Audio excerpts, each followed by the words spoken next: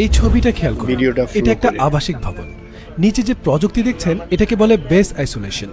জাপানে যখন 9.1 মাত্রার ভূমিকম্প হয়েছিল 2011 সালে, টোকিওর রাস্তায় গাড়ি চলছিল, হাসপাতালে অপারেশন চলছিল, আর যেসব বিল্ডিং এ বেস আইসোলেশন ছিল সেগুলোর ভেতরে একটা কাচের গ্লাসও ভেঙে পড়েনি। এই বেস আইসোলেশনটা আসলে কি?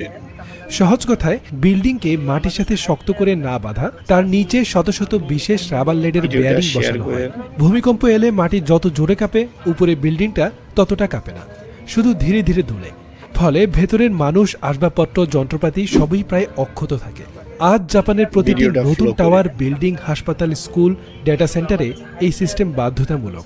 এমনকি 40 থেকে 50 বছরের পুরনো ভবনগুলোকেও কেটে কেটে এই সিস্টেম বসিয়ে নতুন করে বাঁচিয়ে দেওয়া হচ্ছে। আমাদের বাংলাদেশও এখন সেই পথে হাঁটছে।